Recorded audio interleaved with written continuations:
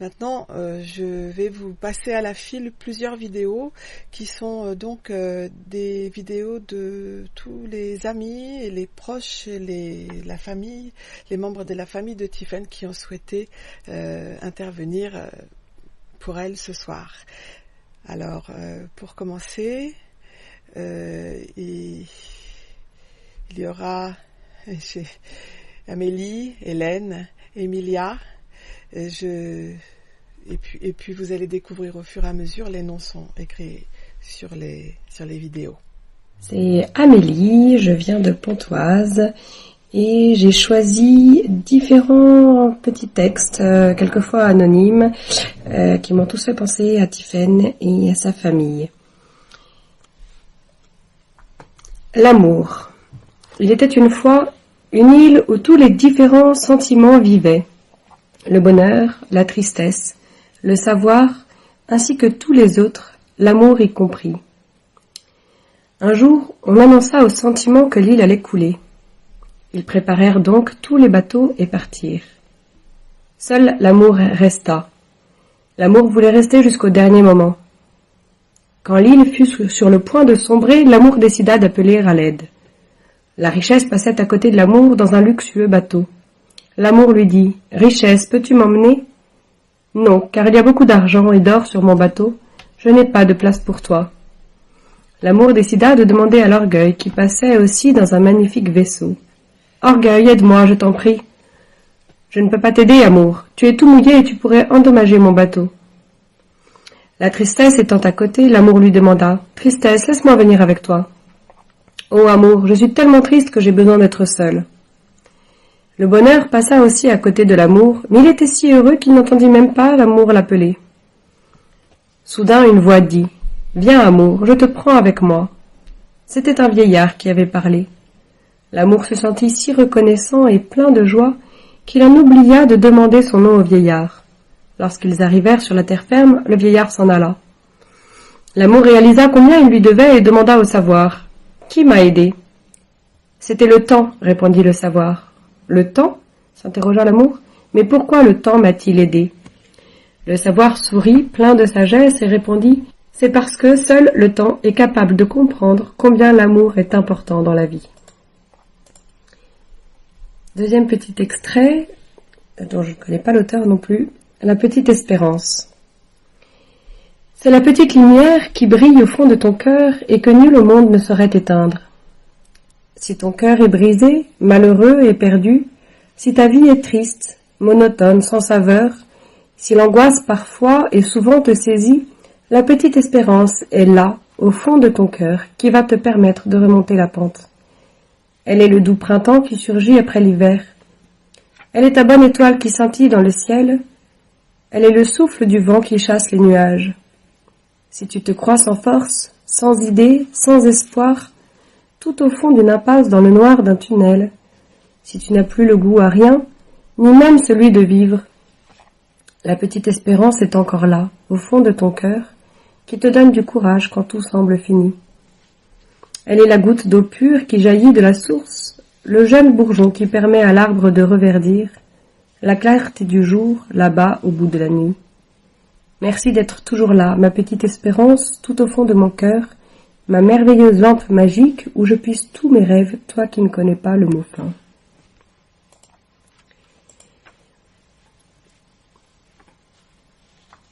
Un troisième petit extrait, cette fois de Ayadi El Hadi, qui a été écrit en prison en mars 1981.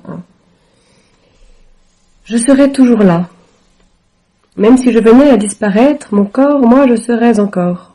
Je serais pareil à la flamme qui brûle dans le brasier ou dans l'étincelle, pareil à l'éclat d'un regard. Je serais pareil au sentiment qui traverse le temps et la matière, pareil à l'odeur parfumée qui sort des bois ou à une voix sortant de la gorge. Je serais aussi dans le cri ou dans le vent, dans l'appel ou dans le sourire. Je serais dans la vibration ou dans le battement, dans le chuchotement ou dans la caresse. Je serais loin et près, comme le soleil et la lune, les étoiles ou le ciel. Je serais comme une couleur lumineuse, ou comme une pensée qui fuit. Je serais pareil à l'oiseau qui vole ou à l'étoile filante qui parcourt les années-lumière. Je serai comme un geste ou comme un mouvement de la terre, comme le passage de l'aigle ou le sillon laissé par les bateaux. Même si mon corps devenait poussière, je serais encore prière. Comme une flamme qui brûle dans le feu et dans le cœur, oui, je serais dans une poignée de main ou dans une étreinte. Je serais pareil à une fumée après la mort du feu. Je serais moi, sans vêtements, ni corps, et Dieu, je l'adorerais encore.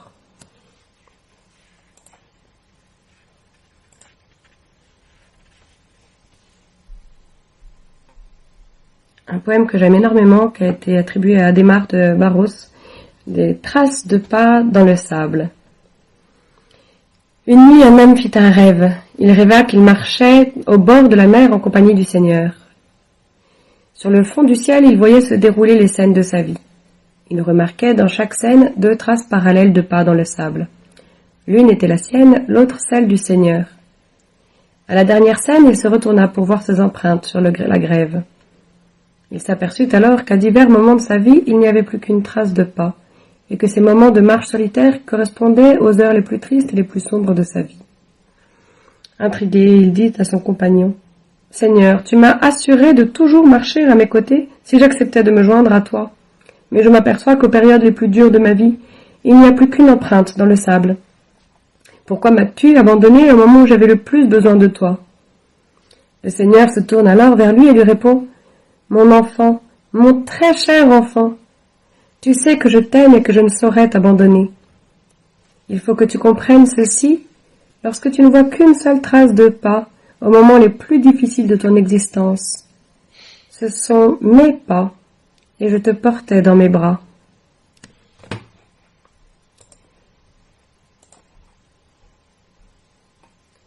Et un petit poème dont je ne connais pas l'auteur, sur la peine et ses étoiles.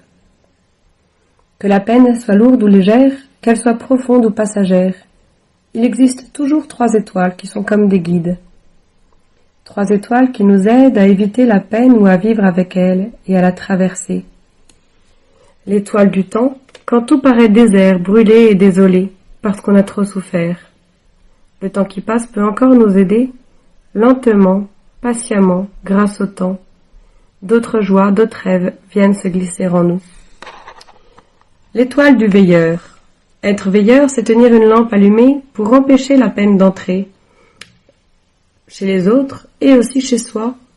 Être veilleur, c'est tenir une lampe allumée pour être prêt le plus possible à supporter la peine si elle entre quand même. L'étoile de l'amour. Souvent, quand on est malheureux, on est comme un soleil caché. On ne peut pas éclairer, on ne peut pas réchauffer. Aimer, c'est tout le contraire. Aimer, c'est offrir ce qu'on est, comme s'offre le soleil. Aimer, c'est accueillir les autres pour combattre ensemble la peine et les nuages. Et voilà, on pense bien à toi, Mathifène. On continue à prier pour toi avec les enfants et pour toute ta famille. Bonjour, je me prénomme Hélène, j'habite à La Rochelle et je vais vous lire un extrait de La grammaire est une chanson douce d'Éric Orsena. Jeanne a 11 ans. Elle traverse l'Atlantique avec son frère Thomas, quand la tempête arrive. La tempête a commencé comme toutes les tempêtes. Soudain, l'horizon bouge. Les tables oscillent et les verres, heurtés les uns contre les autres, tintent. Le commandant, pour fêter l'arrivée prochaine en Amérique, avait organisé dans le plus grand salon du paquebot un championnat international de Scrabble. Vous savez, le Scrabble est ce jeu étrange, plutôt crispant. Avec des lettres en plastique, on forme des mots rares. Et plus les mots sont rares, et plus ils comportent de lettres impossibles, le Z, le W, plus on marque des points. Les champions, les championnes de mots rares se sont regardés. Ils pâlissaient. L'un après l'autre, ils se sont levés, ont plaqué leurs mains contre leur bouche et, au pas de course, ont quitté le grand salon. Je me souviens d'une petite dame propette qui n'avait pas fait assez vite. Une matière verdâtre lui coulait entre les dents. La honte lui dévorait les yeux. Sur les tables demeuraient les lettres blanches et les dictionnaires grands ouverts. Thomas me regardait enchanté. Un vieux reste de politesse l'empêchait d'éclater de rire. Il faut vous avouer, chère lectrice, cher lecteur, que nous n'aimons rien tant, mon frère et moi, que la très grosse mer. Chavirant les estomacs des passagers, elle vide la salle à manger, où, admirés par l'équipage stupéfait de notre appétit, nous pouvons tranquillement, lui et moi, en amoureux festoyer. Le commandant s'approcha. « Jeanne et Thomas, vous m'épatez, on dirait de vieux capitaines. Où avez-vous appris l'océan » Des larmes me vinrent. Parmi mes nombreuses qualités, je sais pleurer à la demande. Hélas, monsieur, si vous connaissiez notre triste histoire. Une fois de plus, je racontai la séparation de nos parents, leur incapacité à vivre ensemble, leur sage décision de vivre chacun d'un côté de l'Atlantique, plutôt que de s'injurier du matin au soir. Je comprends, balbutia le commandant, compatissant, mais vous ne prenez jamais l'avion ? Pour nous écraser au décollage, comme notre grand-mère ? Jamais ! Thomas, les dents plantées dans son poignet, parvenait difficilement à garder son sérieux. Merci papa, merci maman de vous aimer si mal. Dans une famille normale, jamais nous n'aurions tant voyagé. Cette fois, notre chère tempête ne riait pas. Au lieu d'agiter l'océan comme d'habitude, comme une maman touille l'eau du bain pour amuser son bébé, une vraie colère l'avait prise, qui montait d'heure en heure. Elle frappait notre malheureux bateau de plus en plus méchamment. Elle jetait contre lui des montagnes liquides. Elle le précipitait dans des gouffres. La coque du bateau craquait et tremblait comme si la peur, une peur panique malgré tout son courage, peu à peu s'emparait de lui. Jamais de ma vie je n'avais été si secouée. Je tombais, me relevais, retombais, glissais sur le parquet, soudain pentu comme un toboggan. Partout me cognait. Un coin de table m'avait entaillé la joue. Je le sentais bien, les chaos me chamboulaient l'intérieur du corps. D'un instant à l'autre, mon cœur allait se décrocher, de même mon estomac. Sous les os de mon crâne, les morceaux de mon cerveau se mélangeaient. Rien n'est plus contagieux que la peur. Depuis longtemps, si le joyeux Stewart n'avait pas souri, ni mon futur fiancé, le lieutenant blondinet, encore moins le cuisinier noir que notre appétit d'ogre d'habitude réjouissait tant. Il sursautait à la moindre embardée du bateau. Il fermait les yeux, comme si les coups que la mer lui portait étaient reçus par eux. Ils se cramponnaient les uns aux autres. Ils grimaçaient, ou peut-être priaient-ils. Je voyais trembler leurs lèvres. Une étrange faiblesse s'empara de moi. J'étais même prête à pardonner à Thomas tout le mal qu'il m'avait fait. Quand vint notre dernière heure, vous abandonnez toute fierté. Mais tant qu'à mourir, je voulais du bon air. Par la main, je saisis mon frère et, profitant d'un bon coup de tangage, nous atteignîmes la porte qui donnait sur le pont. « Interdit !» hurla le lieutenant. « Vous allez vous faire emporter !» Ils tentèrent bien de nous retenir, mais trop tard. Le paquebot de nouveau piquait du nez vers le ciel. Pauvre équipage, c'est la dernière vision que je garde de lui. Un trio qui crie et gigote, plaqué contre une paroi blanche. Dehors, impossible de respirer. Le vent soufflait trop fort, j'étouffais. Comme un coup de poing, il écrasait mes narines. Je croyais avoir trouvé la méthode contre les rafales, tournait la tête. Mais le vent avait compris ma misérable manœuvre. Il s'engouffrait en moi par les tympans. Je sentais sous mes cheveux comme un grand nettoyage. Tout ce que je savais, le vent me l'arrachait. Ça ressortait par l'autre oreille. Mes leçons d'histoire, les dates que j'avais eu tant de mal à apprendre, les verbes irréguliers anglais. Bientôt, je serai toute creuse, vide. Thomas, comme moi, tentait de se protéger, les yeux affolés et les deux mains plaquées sur ses oreilles. Un long coup de sirène retentit, l'ordre de gagner au plus vite un canot de sauvetage. Bon, ma petite Jeanne, il faut voir les choses en face. Cette fois, c'est la fin. Trop tard pour aller chercher une bouée. Si nous coulons, à qui vas-tu bien pouvoir t'accrocher?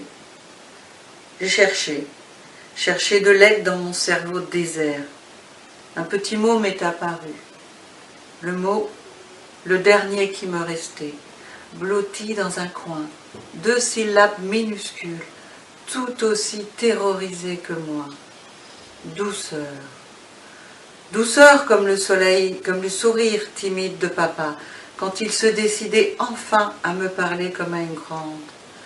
Douceur comme la caresse de maman sur mon front, pour m'aider à m'endormir. Douceur comme la voix de Thomas quand il me racontait dans le noir qu'il aimait une fille de seconde.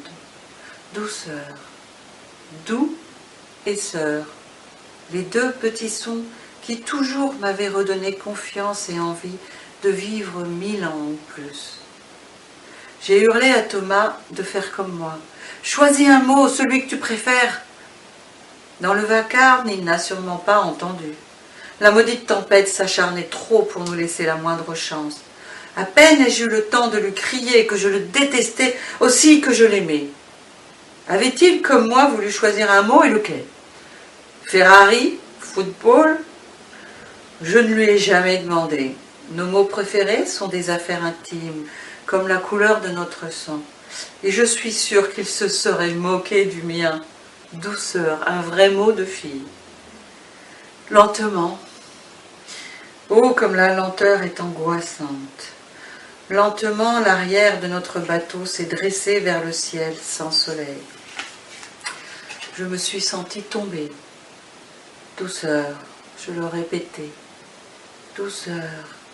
Il me semblait qu'à force de le dire, le mot gonflait, comme le cou de certains oiseaux amoureux.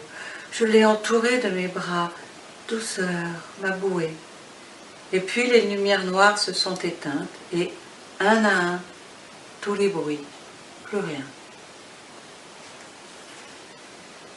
D'abord, quelque chose de pointu me piquera la peau du crâne, comme si j'avais eu des poux, ce qui n'était plus le cas depuis janvier dernier.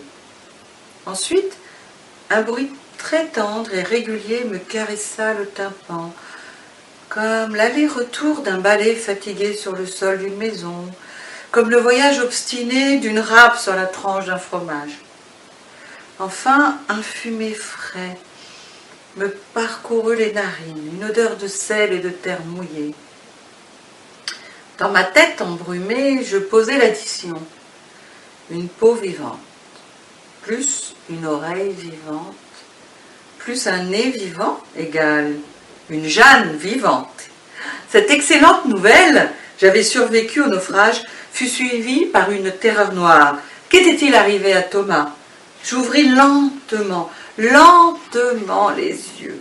Il était là, ce monstrueux frère, assis tranquillement sur la plage, occupé à se gratter sans aucune élégance le pantalon, absolument désintéressé par le sort de sa sœur. La tempête ne l'avait pas changé, toujours aussi nul. Il bougea des lèvres, sans doute pour m'injurier comme d'habitude, mais rien ne sortit, aucun son. Bien sûr, je crus qu'il se moquait, et je lui préparai une réplique à ma façon. Mais comme lui, rien.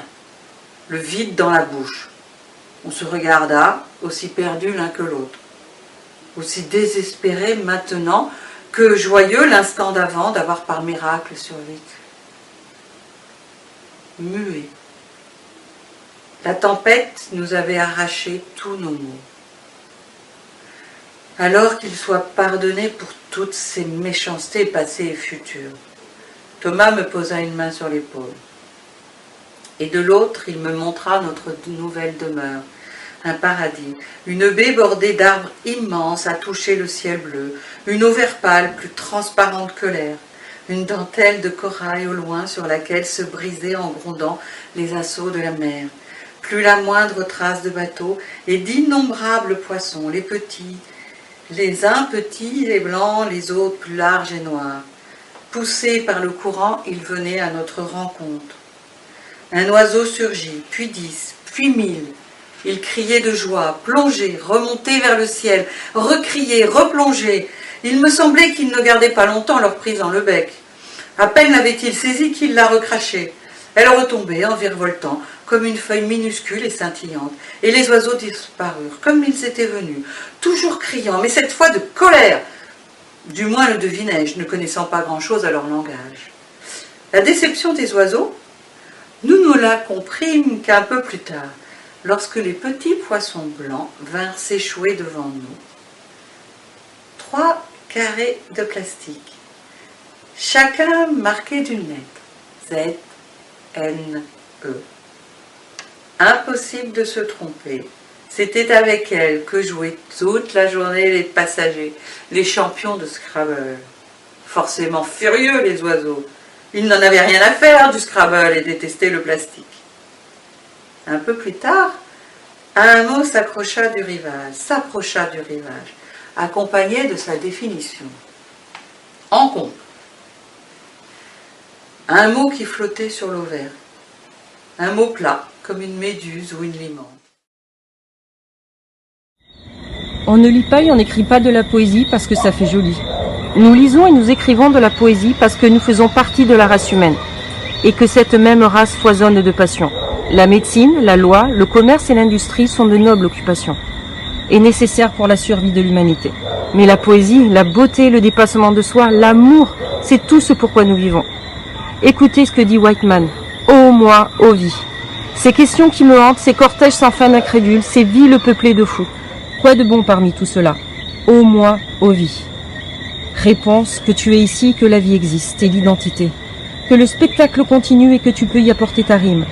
Que le spectacle continue et que tu peux y apporter ta rime. Et vous, quelle sera votre rime? John Keating.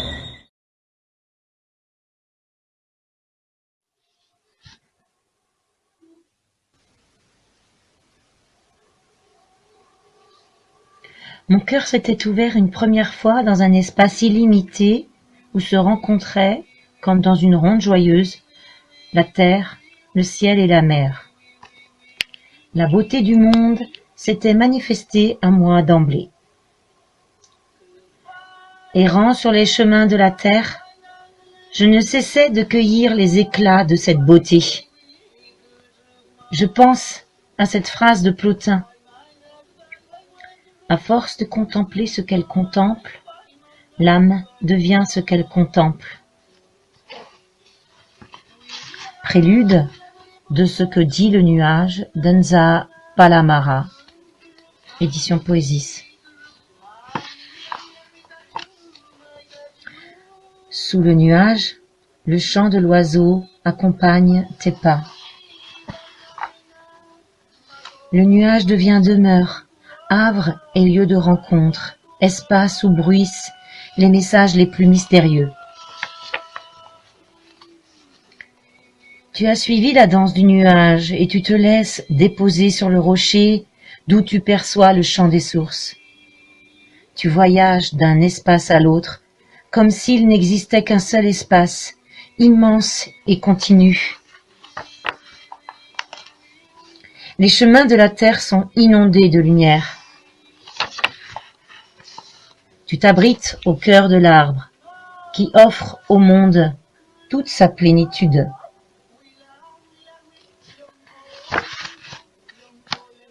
Tu portes en toi les paysages aimés, les infinis visages du vivant se sont inscrits dans ton être. Ils se manifestent dans leur mystère et leur intimité. Et les fleurs, tu as souvent l'étrange sentiment d'être de la même étoffe que les fleurs. Elles te disent que tu es tout ce que tu as vu. Tu as toujours dialogué intensément avec le visible, percevant un regard sur tout ce qui brille. Mais tu as entrevu aussi d'étranges ouvertures, portes de l'inconnu. Tu reprends tes errances, confiante. Une présence veille sur toi. Une présence de lumière qui réunit le ciel, la mer, le rocher et le nuage intermédiaire. Voilà. La lecture d'une œuvre que j'adore, ce que dit le nuage, d'Enza Palamara.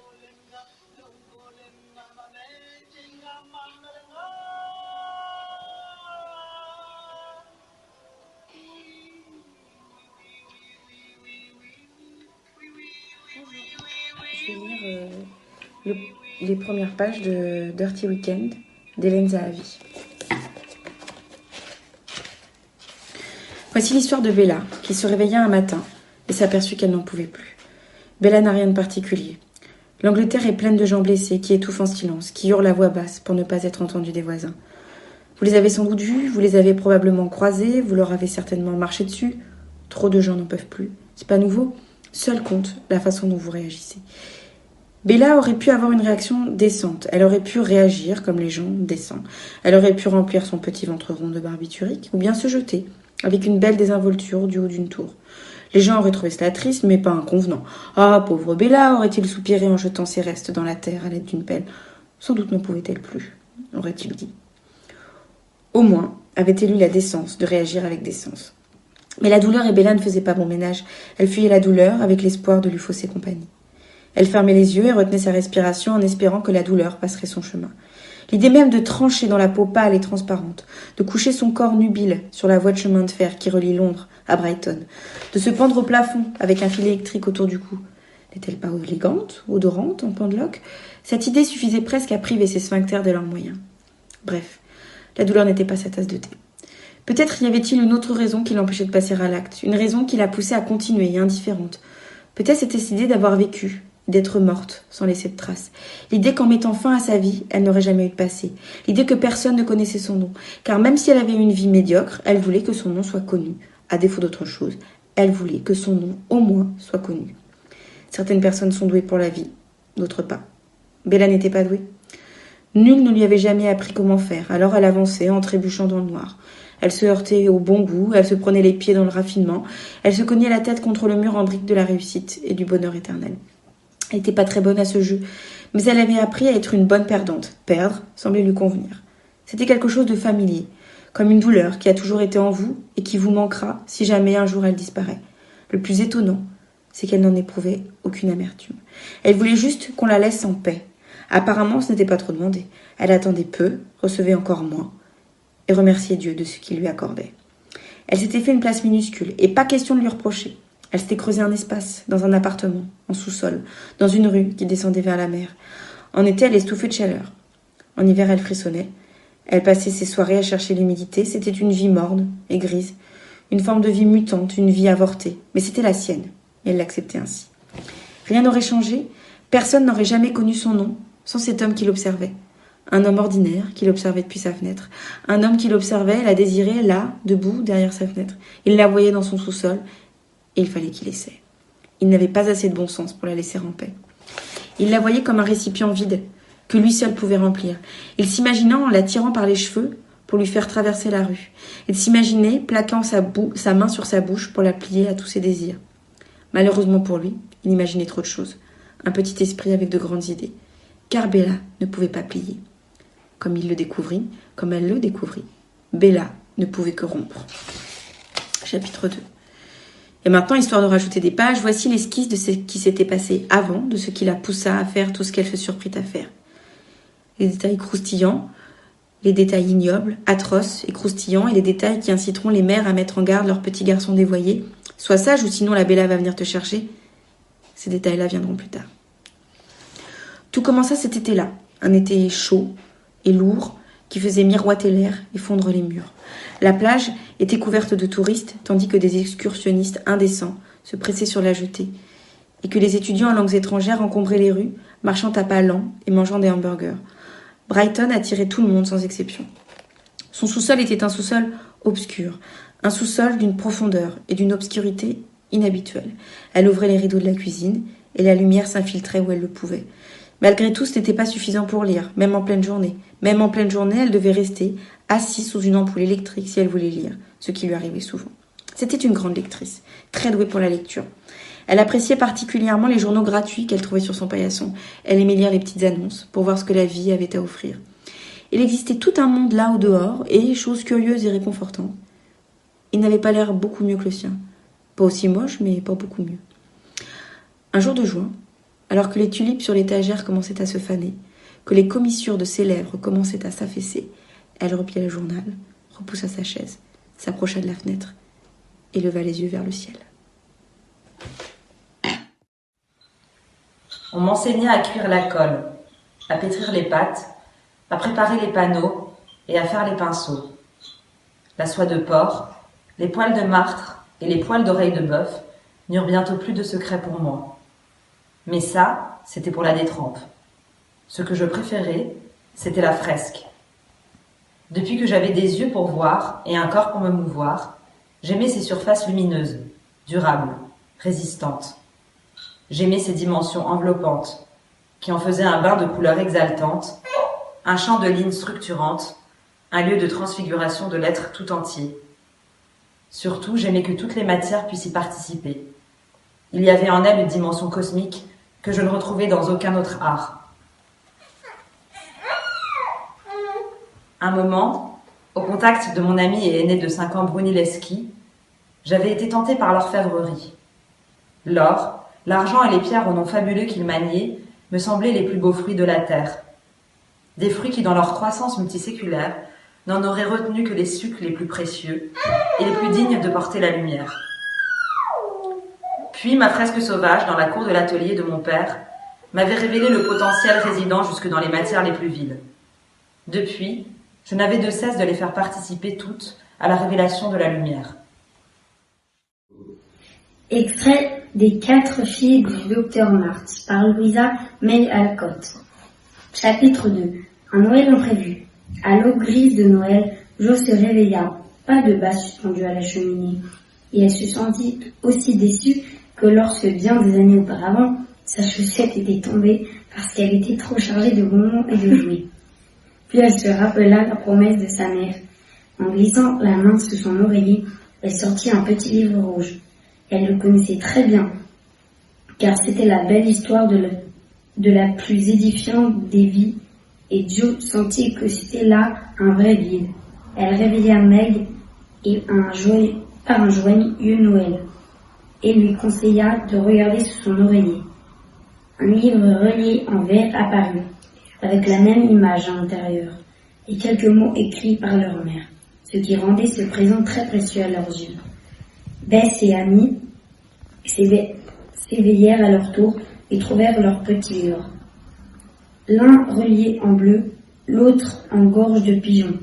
Elles s'assirent et les regardèrent, tandis que le ciel se teintait de rose. Bien qu'un peu coquette, Meg avait une nature douce et pieuse qui influençait inconsciemment ses sœurs, surtout Jo, qui l'aimait tendrement et lui obéissait parce qu'elle donnait gentiment ses conseils. Elle ouvrit son nouveau livre et commença de lire.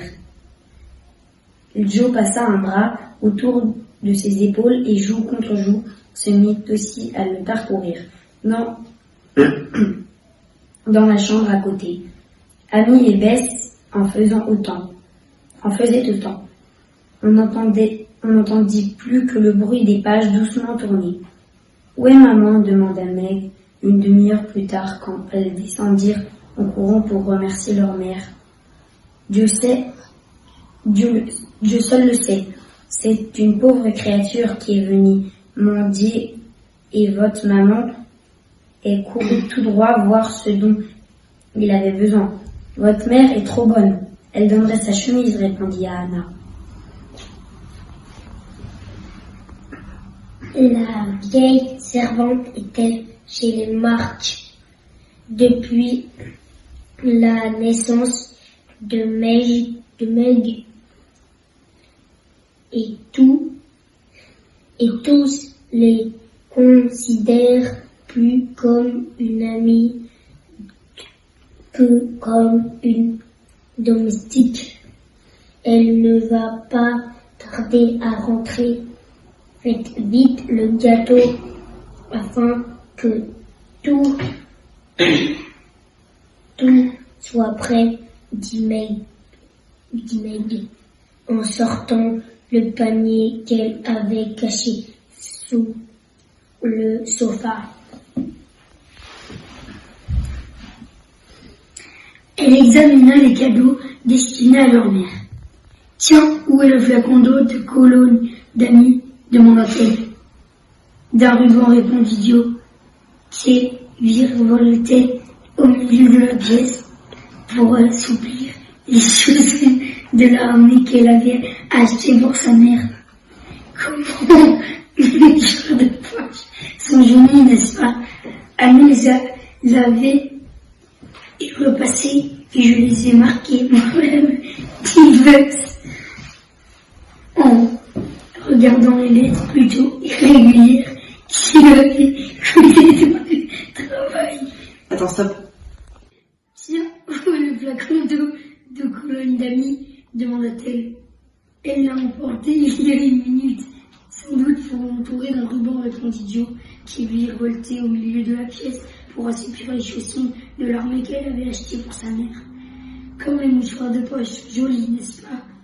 Anna les a lavés et repassés, et je les ai marqués moi-même, dit Bess, en regardant les lettres plutôt irrégulier qui lui avait conseillé de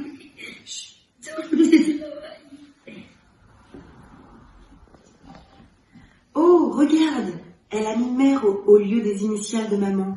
Comme c'est drôle, s'écria Joe en prenant un dans mes mains. Est-ce une bêtise, fit Bess, troublée? J'avais pensé que cela valait mieux parce que Meg a les mêmes initiales et je veux que seule maman s'en sert. C'est parfait, ma chérie, dit Meg en coulant un regard vers Joe. Ton idée est excellente, maman sera ravie. Voilà maman, cache vite le panier, s'écria Joe en entendant un bruit de pas dans l'entrée. C'était Amy. Elle parut très déconcertée de voir ses sœurs. « Où es-tu allée? Et que caches-tu dans ton dos ?» demanda Meg, surprise de voir que la paresseuse amie était déjà sortie car elle portait encore son manteau et son capuchon. « Ne te moque pas de moi, Joe. Je ne voulais pas qu'on le sache jusqu'au dernier moment. J'ai changé la petite bouteille contre une grande et j'ai donné tout mon argent pour l'acheter. Je ne veux plus être égoïste. » Et Amy montra la belle bouteille qui avait remplacé celle beaucoup plus modeste qu'elle avait mise la veille dans le panier. Elle avait l'air si humble que Meg la serra dans ses bras. Joe lui dit qu'elle était un trésor et Bess courut à la fenêtre pour cueillir sa plus belle rose de Noël afin d'en décorer le flacon. La porte de la rue claqua à nouveau. Le panier glissa sous le sofa. Les sœurs étaient autour de la table quand leur mère entra. « Joyeux Noël, maman! Et merci pour tes livres. Nous en avons lu un peu ce matin et nous le ferons tous les jours, s'écrièrent-elles en chœur. Joyeux Noël, mes chéris. Je suis contente que vous ayez commencé tout de suite et j'espère que vous continuerez. Mais avant de nous mettre à table, je voudrais vous dire un mot. Tout près d'ici, il y a une pauvre femme avec un enfant nouveau-né. Les 6 autres sont blottis dans un lit pour ne pas geler car ils n'ont pas de feu. Ils n'ont rien à manger. Et le plus âgé des garçons est venu me dire ce matin qu'il mourait de faim et de froid. Voulez-vous donner votre petit déjeuner à ces malheureux en cadeau de Noël? Elles avaient très faim, car elles attendaient leur mère depuis près d'1 heure. Pendant 1 minute, le silence régna. Puis Joe s'écria avec son impétuosité habituelle. « Quelle chance que tu sois revenu avant que nous ayons commencé! Est-ce que je peux t'aider à emporter tout cela chez ces gens ?» demanda Bess. « Je me charge de la crème et des galettes, » ajouta Amy héroïquement, car c'était ce qu'elle préférait. Meg couvrait déjà les crêpes chaudes d'un couvercle et empilait le pain dans une grande assiette. « J'étais sûre de votre réponse, » dit Madame March, en souriant de satisfaction. « Vous allez toutes venir avec moi, et à notre retour, nous prendrons du pain et du lait, ce qui nous permettra d'attendre le déjeuner. » Voici le texte d'un ami, extrait de ses chroniques « Quelque part sur la Terre » et qui s'intitule « Recherche sur plan ». J'ai toujours préparé mes départs, toujours calculé et vérifié avant de me lancer. J'ai toujours agi en territoire connu. J'ai besoin de repérer, de venir renifler les lieux où je vais vivre ou agir. D'aussi loin que je remonte dans ma mémoire, j'ai toujours aussi essayé de mettre des jalons ou des sécurités. On change tous et évolue tous avec l'âge, mais il y a des choses ou habitudes qui restent ancrées. Les habitudes ont la peau dure, comme disent certains. Dans cette soif de bouger, cette fuite effrénée, vaine et inutile, mais tout aussi obligatoire sous peine de me faire rattraper et tuer. Rattrapée par ces souvenirs qui hantent et bouffent tout mon être. Même si j'ai pris goût à ce bord de mer où je suis arrivée il y a quelques mois, je dois me chercher déjà un autre endroit provisoire où poser mes maigres valises, physiquement, mais si lourdes moralement. Avant ce départ hypothétique vers l'étranger, qui demande une logistique énorme, en plus d'une sacrée volonté personnelle. Je cherche où aller. Après la mer, la montagne, non, pas très envie.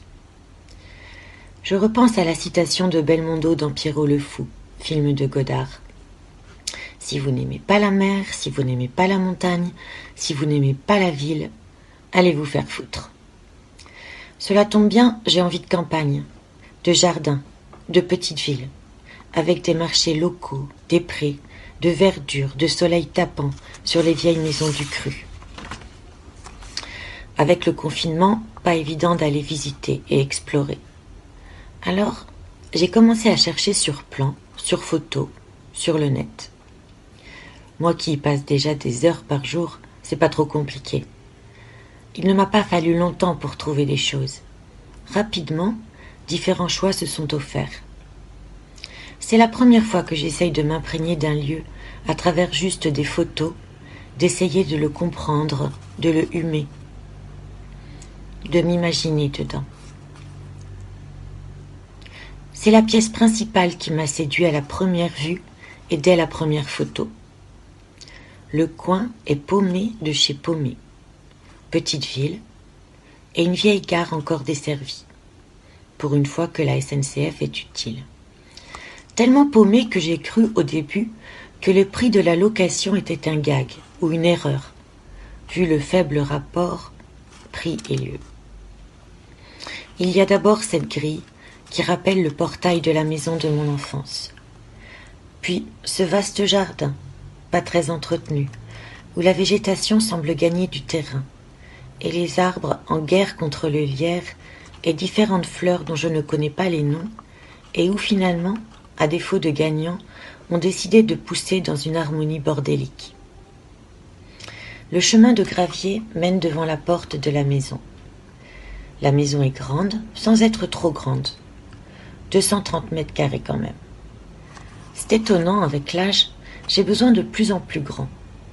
Moi qui n'avais toujours aimé que les petites surfaces, plutôt cosy et sécurisées, je prends goût au vaste espace. Déjà qu'ici, je me surprends à me demander ce que je fous tout seul dans 100 mètres carrés. Dès l'entrée, c'est la campagne qui parle et vous saisit. Comme si le temps s'était figé au premier jour de la construction de la demeure qui a dû naître en même temps que le siècle dernier. Je passe sur les cuisines et salles de bain qui sont, elles, très 21e siècle, ce qu'il me faut aussi. Les chambres sont vastes et lumineuses. La plus grande semble avoir connu tant d'histoires et me dire de venir y laisser une partie de la mienne. Et me voici dans la pièce principale. Elle est haute de plafond. Plafond balayé de vastes poutres. Une grande cheminée habille l'un des murs qui sont en vieille pierre apparente. Le sol, fait de dalles ou tommettes, semble avaler puis renvoyer la lumière du soleil qui passe à travers de grandes fenêtres et porte-fenêtres, qui donnent sur ce jardin décidément bien en guerre. L'idée de voir les saisons défiler à travers cet immense écran de verre sur la nature me plaît déjà. Ici, je pourrais recevoir tout le monde, et autant que je veux en même temps. Je ne parle même pas de la famille, bien sûr, mais de tous les gens qui ont compté ou comptent encore pour moi, de mes amis et de leurs enfants, des femmes importantes qui ont parsemé, éclairé ou assombri ma vie, mais restent dans mon cœur. Et puis, bien sûr, de mes toits étoiles, que j'accueillerai avec sincérité et émotion. Le jardin est taillé pour les enfants et leur soif d'aventure à cet âge. Les dîners dans le jardin en été succéderont aux soirées en hiver devant la cheminée, devant de grands feux qui réchauffent le corps et l'âme. Les petits déjeuners copieux pour se donner le courage de sortir dans la neige, aux dégustations de vins frais et autres alcools durant les mois chauds. Un endroit où les gens sauront qu'ils pourront débarquer à tout moment, pour venir s'isoler, se reposer ou picoler, oublier leur vie, et parfois juste pour me voir. Cela sera ainsi, dès le premier jour où je poserai mes valises. Un endroit qui sera tour à tour havre de paix ou refuge pour ceux qui sont importants pour moi. Mais cela sera uniquement virtuellement, symboliquement. Personne ne viendra jamais ici, car j'ai choisi depuis longtemps de ne plus voir personne. Si j'ai choisi cette maison et jardin bien trop vaste pour moi, c'est uniquement pour le symbole de la place des gens que j'aime et qu'ils ont chez moi, comme dans mon cœur. Mais j'ai choisi de partir et de ne plus voir personne, comme je sais qu'à moyen terme, l'écriture sera le dernier lien avec tous. Cette fuite qui est sans fin, je le sais, est tout aussi compliquée à dire aux gens que j'aime qu'à expliquer. Que ce n'est pas contre eux, mais contre moi que je fais tout cela. Je regarde le jardin qui est grand. J'ai repéré 2 ou 3 endroits où creuser un trou, pour y enfouir toutes ces choses et traces qui me pèsent. Cela se fera en septembre. En attendant, je vais me laisser le temps de connaître une saison estivale d'une ville de vacances située en bord de mer. Depuis quelque temps, je prends un certain plaisir à me promener ici et découvrir les gens. Il y a matière à écrire et d'écrire. En arrivant ici, je pensais que j'allais jeter tout ce qui me hante à la mer. Mais je me suis aperçue que c'était en vain. La mer, cela rejette tout, à commencer par les souvenirs.